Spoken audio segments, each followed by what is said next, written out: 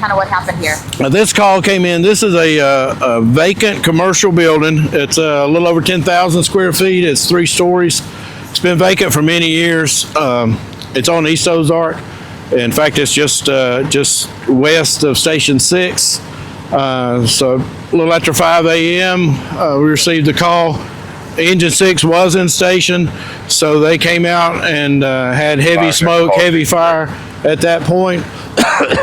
So the crews had to go through the gates. The fencing and gates have been fortified here, so they had to get through the gates. They pulled a 2.5 is a large headline for us, pulled it in the side, and searched that area for occupants. It is known to be some homeless in that area. So the area that they had seen them before, they checked that area and cleared that area. So as you can see now, it went defensive probably within the 45 minutes to an hour of being here. Defensive attack is where we move all our crews to the outside and use big lines to extinguish the fire. What's inside the building that's causing it to spread so fast? It was just old storage and things, nothing real of value. The company has been away from there for 20-something years. So it's just been sitting here vacant and just collecting. How many people do you have out here? Oh, you know, I hadn't even counted. I've got probably about 8 or 9 large apparatus here. So those would average 4 to 3 people. So just off the top of my head, we've got 60 people here, counting the ones that have come in off duty. And what kind of challenges are you guys facing given how cold it is outside? Yeah, they had a couple hydrants that were frozen. They were able to get one of those operable. So we've got our water set up now, but we had to move to different hydrants for that. And as you can see now, it's all ice back here where the guys are.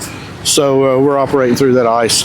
Public Works is already on the way here with barricades and to be able to help us with that once we clear. Obviously, we're still seeing some pretty big flames coming out of this. Right. So where are you in terms of getting this under control? Yeah, it is. You can see the big lines that we had flowing. I see one of the master streams down now, but we had 4 large master streams for a while. So we'll flow those, and when the fire load gets low enough for that containment, the fire will go out. You put enough water on it, it'll go out. So no concern about it spreading or anything like that? Oh no, it's no exposures in our terms, so there's no exposures around it, no concern there. And no one was hurt? No, we called a par of our folks. It's been quite a while ago now. Everybody is accounted for, that's procedural. Everybody is accounted for, everybody's okay. And the 2 homeless people who were inside at the time, how did they get out? To confirm that, I don't think the 2 were there. They've known to have a couple that frequent this area.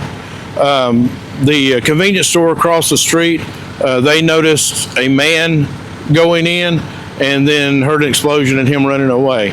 So we're on top of that now. Followed up, we've got 3 investigators here now. I'm sorry, can you repeat the bit about the explosion? Could you slide up a little bit? Yeah, with they noticed a man go in with a propane tank and heard an explosion and him running away. Someone saw a homeless person? I'm not saying homeless, but a man, yeah. Okay, sorry. So can you just kind of reiterate that? So someone at the... Someone at this convenience store or an police officer, saw a person with a propane tank go into the building and then heard an explosion and him run away. So we're trying to track that down now. The fire hydrant was frozen? Fire hydrant, yes. Yeah, I didn't realize that happened, yeah. Yeah, fire hydrants in this part of the country are dry hydrants. When you use them, they fill up with water. When you turn it off, it drains out the bottom. And just the bonnet, the top part was frozen on one. They were able to get that one to operate.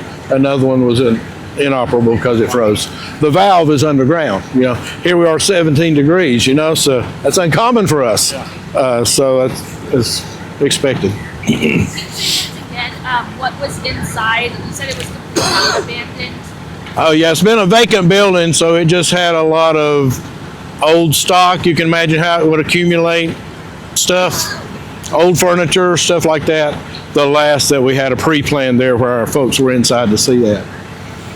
And did you have to call in other departments to help you, or is this all Gastonia Fire out here? Here on scene is all Gastonia Fire. We've got area fires, I think Dallas, Ranlow possibly are backfilling our stations. Before I turned my radio off, that was Dallas, I think, that was answering a call in another part of the city. I guess somewhat convenient for this fire to break out right next to one of your stations. Well, you see how convenient. It's still burning, you know, so yeah, they were there quickly. It's nice that they were in station. This is one of our busier stations here. So it's nice they were in station and they were here quickly.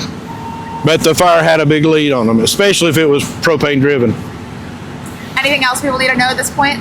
No, this part of Ozark, 1300 block of East Ozark is closed. We'll be closed for most of the day today, I'm sure, so they can avoid this area. Other than that, everybody's safe. Everybody's good. Thank you. All right, good. Thank you, Chief. Thanks. Thank you. Thank you, Mike. Anybody else got one on? Yeah, I better get unhooked, huh? Ah, thank you.